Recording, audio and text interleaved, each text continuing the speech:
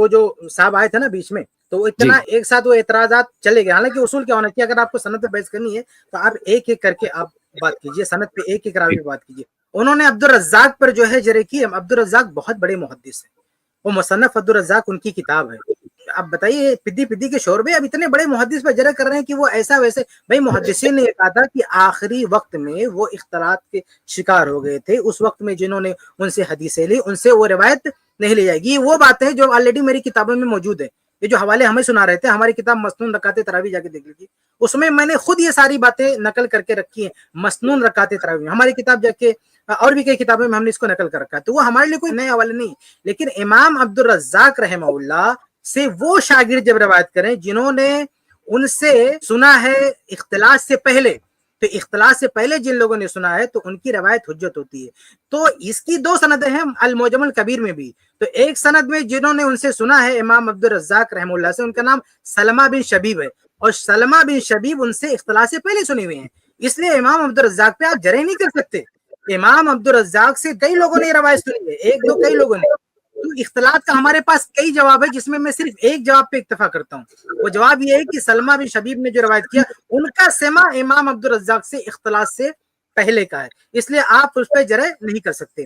دوسری بات یہ ہے, یہ جو انہوں نے کہا نا کہ مصنف عبدالرزاق میں نے ڈھونڈا نہیں ملا, مصنف عبدالرزاق یا کوئی بھی اس طرح کی جو کتابیں کیا مکمل چھپی ہوئی ہے؟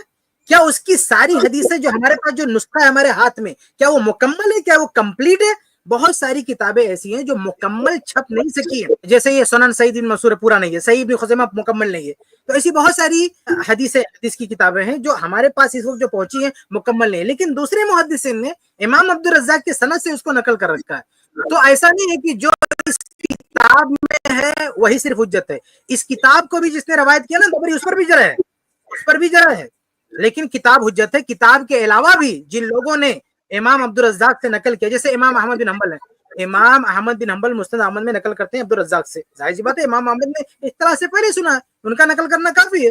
تو امام عبدالرزاق رحمہ اللہ پہ اختلاط کی جرح معتبر نہیں ہے اس روایت میں. دوسری روایت میں آپ کہہ سکتے ہیں, ہم یہ مانتے ہیں کہ بعض روایات جو امام عبدالرزاق رحمہ اللہ نے اپنی زندگی کے آخری دور میں بیان کی ہیں اس میں پرابلم ہے, لیکن اس میں پرابلم نہیں ہے, کیونکہ اس روایت کو ان سے جن لوگوں نے روایت کیا, ایسے لوگ بھی ہیں ان سے روایت کرنے والے میں جنہوں نے اختلاط سے پہلے سنا ہے.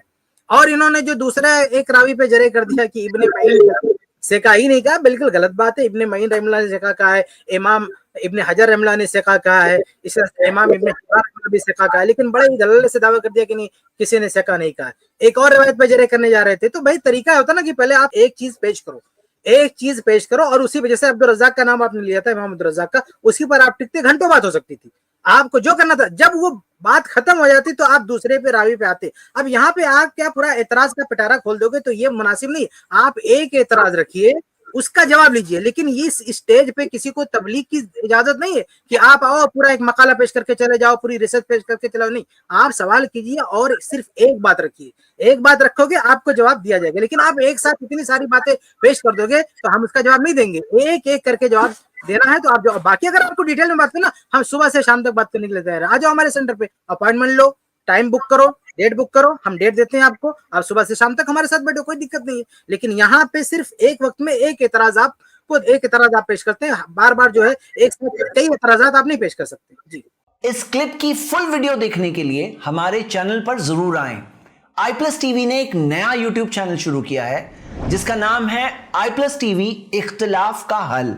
اس چینل پر صرف اختلافی مسائل پر ویڈیوز آئے گی, لیکن دلائل کے ساتھ اور بھائی چارگی کے ساتھ. آپ کو میں دعوت دیتا ہوں کہ آپ بھی ہمارے اس چینل کو سبسکرائب کریں, ہماری ویڈیوز کو شیئر کریں اور نوٹیفیکیشن آئیکن کو آل سلیکٹ کریں تاکہ آپ کو ہماری ویڈیوز کا نوٹیفیکیشن مل سکے. جزاک اللہ خیر, والسلام علیکم ورحمۃ اللہ.